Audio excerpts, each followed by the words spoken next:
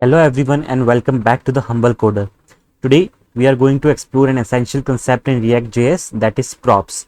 Props are a fundamental mechanism for passing data between React components. In this video, we will look into what props are and how they work, and how you can use them to create dynamic and reusable React components. So guys, before starting the video, I want all of you to know that from now onwards, I will be pushing all of my code to GitHub. And how can you access that? So what I will be doing from now onwards is I will be pushing the complete code which I have at the end of the video. So how can you access that? So first of all, for that you have to go to my GitHub repository section, and from there you can find this repository called as React tutorial. Once you will click on it, this repository will be opening up, and then you have to go to this commit section. So currently you can see there are 4 commits. So once you will click on it, you can see the commits messages being displayed. Now from now onwards, I will be uploading the commits. So for this video, that is video 6, and the title of the video is props. So you can see video 6 props. So you can go to this section over here which says browse the repository at this point in the history. Once you will click on this, you will get the exact code which I have at this point of time while recording this video. So suppose if you want to have a look at the greeting component code, so you just have to click on this greeting.js and you will get all the code which I have at the end. So this way you can also have access to the code which I am doing, just in case if you want to follow along with me. So make sure to access in such a way. So now let's continue. Let's get started and first of all discuss about the topics that we are going to cover in this video. So first of all, we are going to understand what props are. Second, we are going to see how can we use props in class components. Then we are going to see how can we use props in functional components. And then we are going to see what are destructuring and default props. Finally, we are going to see interview question based on props. So first of all, let's have a look about what is props. So props, which is a short term of properties, are a way to pass data from a parent component to its child component. They allow you to create dynamic and flexible React components that can be reused with different data. Let's see how we can use props to enhance our components.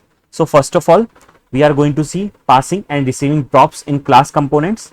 So for this, I'm going to go to my VS Code, and right now this is the structure that I have. I have an index.js in which app component is being called, and inside the app component I have removed everything, and I have created another component called as greeting.js, and I have removed everything from this component too. We are going to write everything from scratch.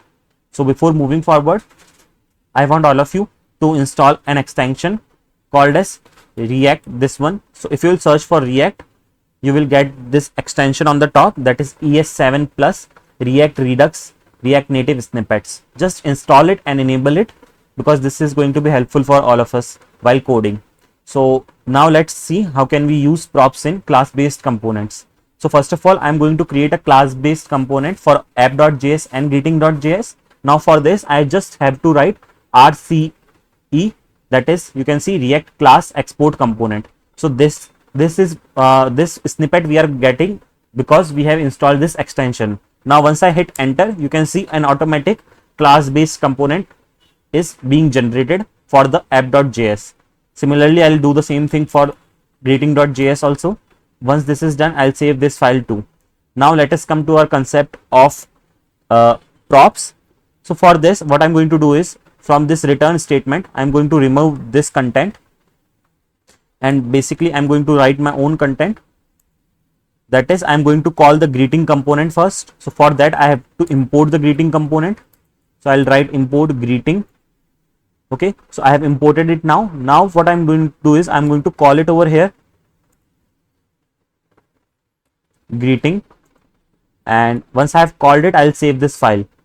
Now if I look into my browser, you can see greeting. So this greeting is coming from the greeting component, because right now the content that you can see in the greeting component says greeting. Okay, so now what I'll do is I'll pass a prop from here. So I'm passing the prop name, and in the name I'm giving the value as John. Once this is done, I'll save this file, and in the greeting.js, I'll remove this content. I'll remove a greeting message. Okay, so a greeting message should be something like this. So hello, and then the name that we have.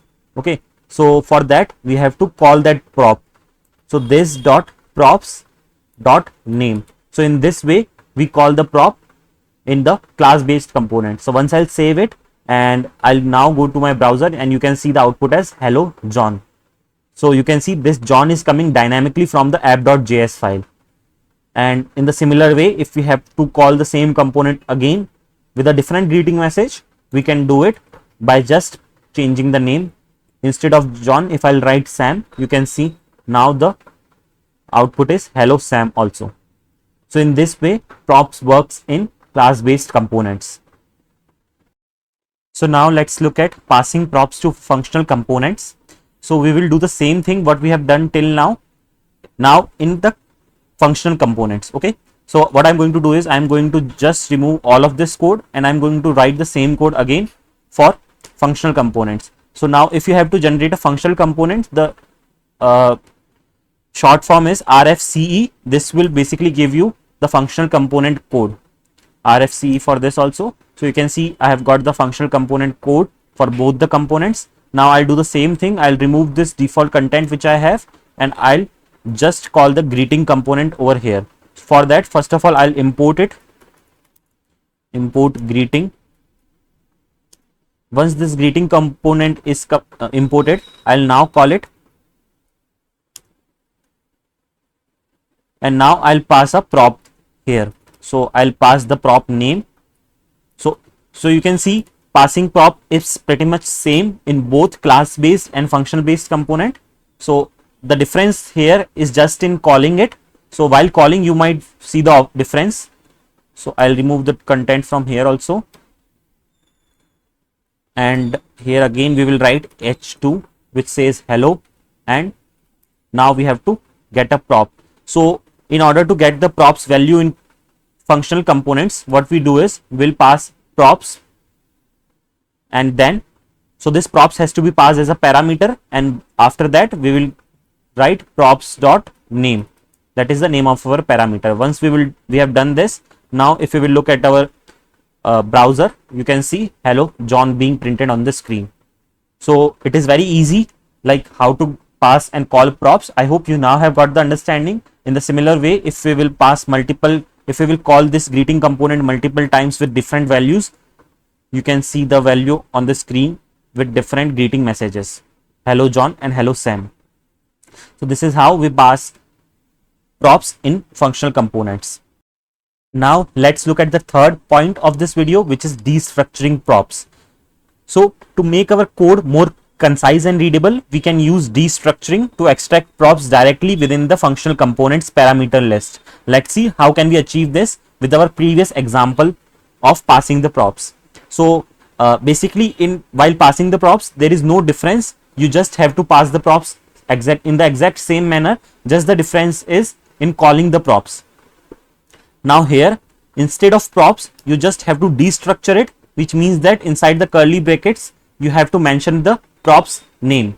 Okay, and then here also, instead of props.name, you directly have to call the parameter that you have passed, that is name. So once you will save it, you can see the exact same output. There is no difference. So in this updated example, we have used destructuring in the greeting components parameter list to directly extract the name prop. This leads to cleaner code without the need to use this.props.name in the class components or props.name in the functional component. So I hope you have now got the understanding. Now how can this be beneficial? So this is sometimes helpful in code readability. So for example, you might have different props, many props. If you have a large code base, for example, if you have a last name also, okay, so you have this last name prop also, where the last name is anything. So now I'll save it. Now here in the last name, you can just simply mention it like this, and in order to call it again, you have to mention it like this, and you just have to give a space. Now when you will see the output, you can see hello John ABC. So where John is the first name and ABC is our last name. So this basically increases our code readability, but it is not compulsory that you should always destructure the props. It totally depends on your needs and suitability, which method you like more. Sometimes you want to provide default values for props in case they are not passed from the parent component. Let's explore how to use default props for optional values. So for that, there can be a case like you have called the greeting components 2 times, okay, and let's just consider one prop example as of now. So you can have this kind of example, right, where you only have passed the prop in one case where the name is John, but in the second component call you have not passed any prop. So right now if you will see the browser screen, you will get something like this, hello John, but in the second call you will not get anything because you have not passed any prop. So in this cases, sometimes you want that a default value for a prop should be passed. So how can you do that? So in the greeting component, we will just write this code which says greeting.default props equals name and the default value for the name. So just in case, if in the app component at any point of time, if the name prop is not passed, then in that case it will automatically take this name, that is guest. So once I save it and once I have a look on my web browser, you can see that in the second instance where there is no prop passed, it is automatically taking our default prop value. So in this way, this is very helpful that we set a default prop for the name in the greeting component. If the name prop is not provided when using greeting, it will fall back to the default value guest. Okay.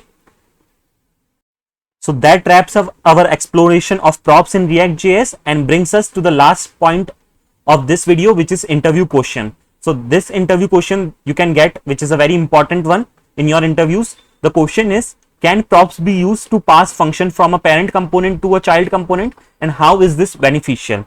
So the answer for this is yes. In React, props can be used to pass function from a parent component to a child component. This technique is known as function props or callback props. By passing function as props, we enable communication and interaction between components, allowing child components to trigger actions or update data in their parent components. So basically the question asked is, so right now till now what we have seen is, we have always seen how to pass a variable as a prop, okay, but can we pass functions or methods as props? So the answer for this is yes. Till now we have not seen it, but in the upcoming video we are going to also see how can we pass a method or a function as a prop. Okay, so the answer for this interview question is yes. And I hope you found this video helpful in understanding how to work with props effectively. If you enjoyed the content, please consider liking this video and subscribing to the Humble Coder for more informative content. If you have any questions or suggestions, feel free to leave them in the comment section below. Thanks for watching and happy coding.